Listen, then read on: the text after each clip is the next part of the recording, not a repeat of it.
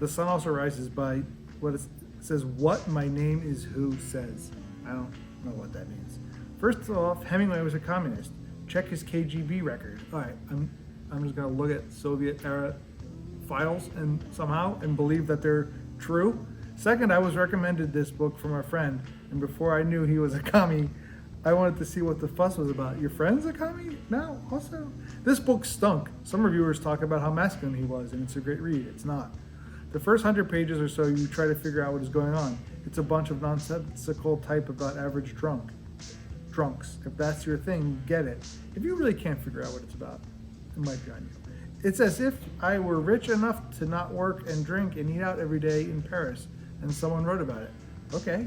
I completed 75% of his literary averageness and found out he was a commie, and that was a lot of straw. Get over it. If you were rich enough and dumb enough to drink every day in the 30s in Europe, you could have written this garbage.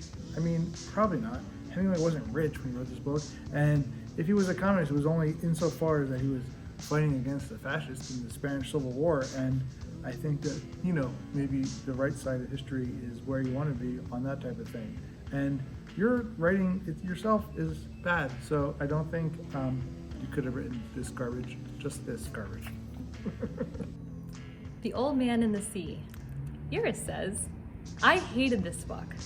Boy, it feels good to get that off of my chest. I hate this book. Saying that makes me smile. Okay, now let's get into the why of it all. First of all, what a boring, symbolic plot. Could Hemingway be more afraid of showing his feminine side? Growing old and not being the man you used to be? We get it. Stop shoving it down our throats. Secondly, why would you consistently mix your metaphors? To further prove his point about the power of man, he jumps from thought to thought, from the big fish to the strong lion. It's just a little redundant in trying to get the message across.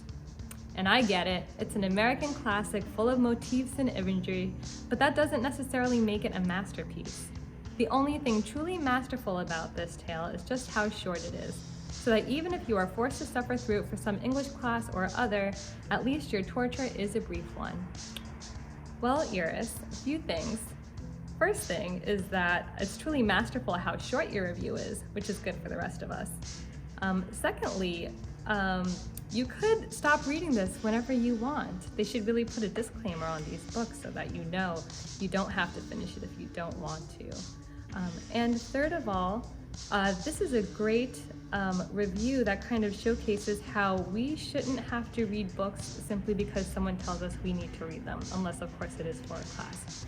But Iris, I hope you find some books that you actually do enjoy reading so you don't have to waste time having something shoved down your throat. In our time, Queen of Books says, God, I can't be bothered anymore. The writing was terrible, the stories were all boring and pointless. Well, Queen of Books, I would like to say maybe you should try writing a book. I don't think it's that easy, but maybe you're just the queen and that's just it. Sorry. For whom the bell tolls, Neil says, I spend too much time of my life reading this drivel to commit any more time writing a lengthy review. I will simply say Hemingway must have been revered as a great author in his time, as he must have been the only author in his time. Never again will I read anything written by this man. Poor Neil. A Movable Feast. Louisa says, some books just don't need to be written. Well, to be perfectly honest with you, most of this book was already written. All right, so maybe you should actually read it before you make such snarky remarks. The Old Man and the Sea. Amber says, I really hate Hemingway's writing, and this book epitomizes every element of my hatred. At least it is short. It's got that going for it. I think this, I don't know what book she was reading, but I can't believe this review.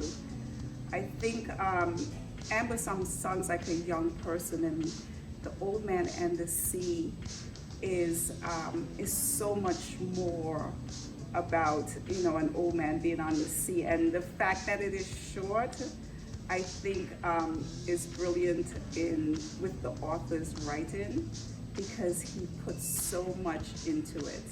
So Amber, I am sorry to say, I'm disheartened. I just can't believe that, you know, this person wrote this review, and I don't know what book she was reading, why she hates Hemingway's writing so much. So, all right, Amber, everybody has their own opinion. Thanks.